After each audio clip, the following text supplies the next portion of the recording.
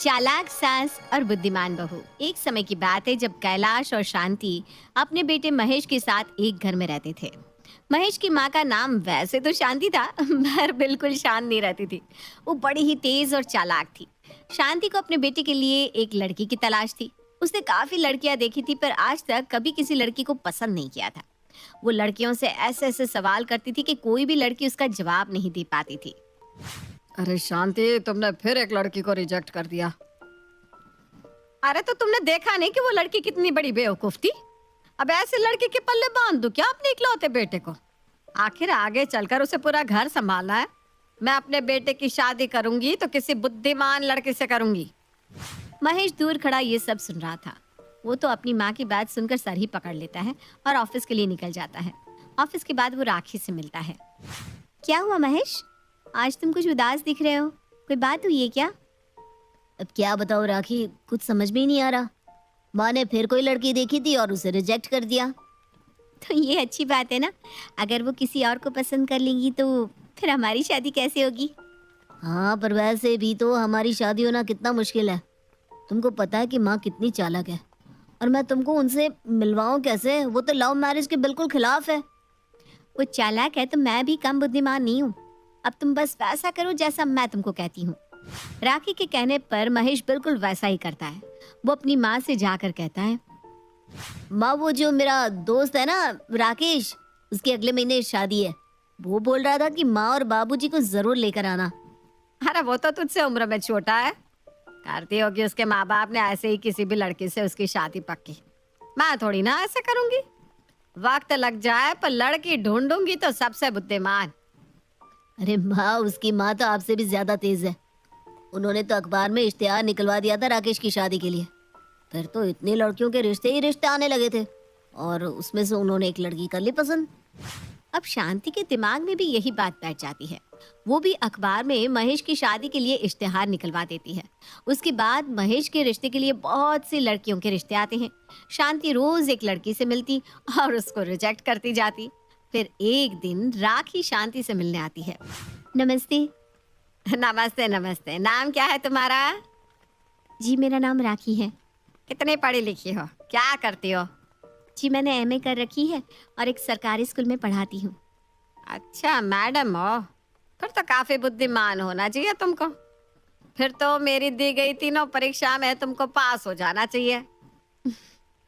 जी, बुद्धि तो इंसान के तजुर्बे से बढ़ती है। जो समझदारी बड़ों में है वो हम बच्चों में कभी नहीं हो सकती।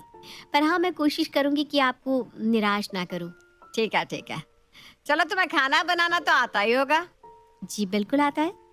तो फिर पहली परीक्षा तुम्हारी यही है, रसोई में जाकर कुछ बढ़िया सा खाना बनाओ। जी। राखी रसोई में जाती है और आलू मटर की सब्जी बना देती है और शांति के पास आकर कहती है, जी, मैंने आलू मटर की सब्जी और रोटी बना दी है। ठीक है, तो यहीं रुक, मैं देख कर आती हूँ। शांति रसोई में जाती है और सब्जी चख कर देखती है। सब्जी तो बड़ी ही स्वाद होती है, पर शांति को तो राखी की बुद्धि देखनी थी। वो फटाफट नमक का डिब्बा निकालती है और सब्जी में 2 चम्मच नमक भर देती है। उसके बाद वो राखी को आवाज देती है, ए राखी, इधर तो आओ। जी, अभी आई। राखी अंदर जाती है तो शांति शक्ल बनाकर राखी से कहती है, ये कैसी सब्जी बनाई है तूने? क्या खाना बनाना नहीं आता? इतना नमक भर रखा है सब्जी में, सारा मुंह कड़वा हो गया मेरा। थू थू थू थू। पर मैंने तो नमक बिल्कुल ठीक डाला था। तो क्या मैं झूठ बोल रही हूँ? तू खा कर देख ले। अब बता, हम क्या खाएंगे? तेरे पास बस 15 मिनट है। 15 मिनट में तू खाना टेबल पर लगा देना। राखी सब्जी चखती है तो उसे सब समझ में आ जाता है कि ये सब शांति ने किया है। वो मुस्कुराती है। उसके बाद वो आटा लेती है और छोटी छोटी गोली बनाकर सब्जी में डालकर थोड़ी देर गैस चालू कर देती है। उसके बाद वो सबके लिए बाहर खाना लेकर आती है। ये लीजिए गर्मा गर्म खाना। अरे तू तो बड़ी जल्दी खाना ले आई। देखती हूँ आप क्या लेकर आई है। शांति सबको खाना परोसती है। सब लोग एक एक करके खाना खाते हैं और शांति उनकी शक्ल देख रही होती है। सबके चेहरे पर मुस्कुराहट थी और सब खाने की तारीफ कर रहे थे।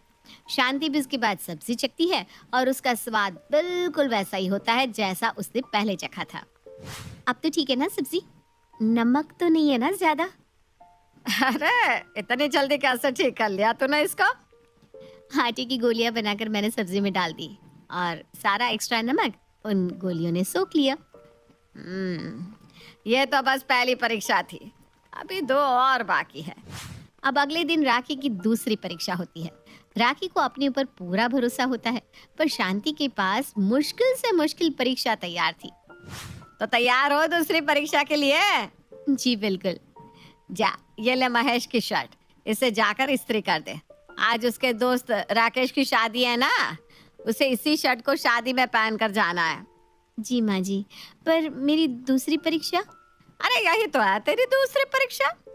राखी को बड़ा अजीब लगता है कि उसे तो आज इतनी आसान परीक्षा दे दी है। वो शर्ट लेकर जाती है और इस्त्री करने लगती है।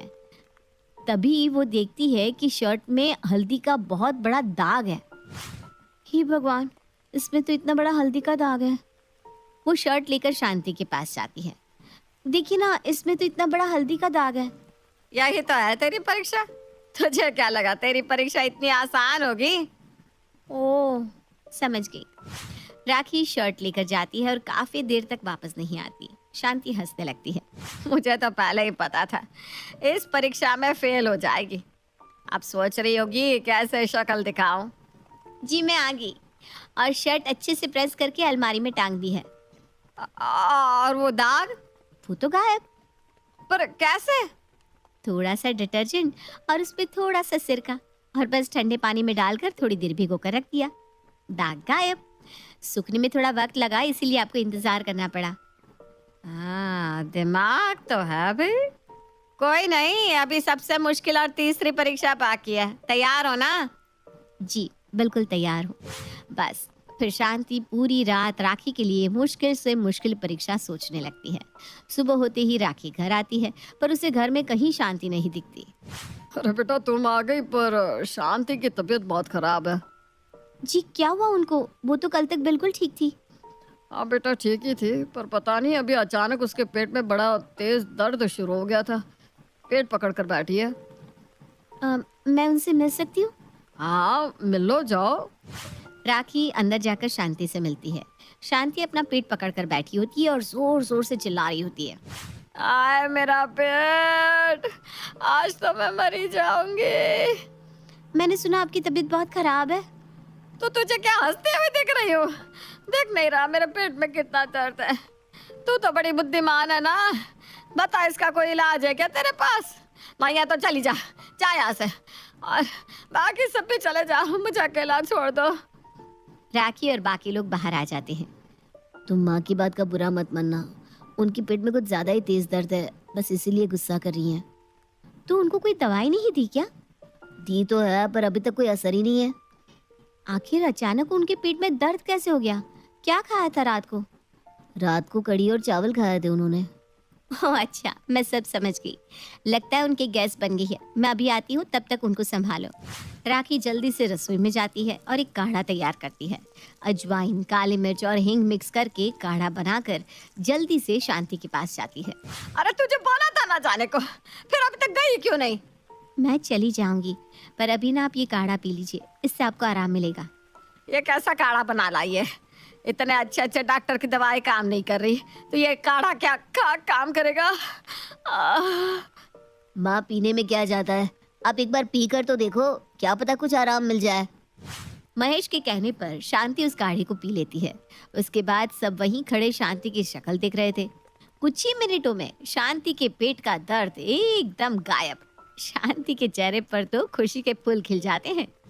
अरे मेरा पेट दर्द तो एकदम छू हो गया। ये तूने कैसे किया बेटा? मैंने तो बस अजवाइन, काली मिर्च और हींग का काढ़ा बनाकर आपको दिया था।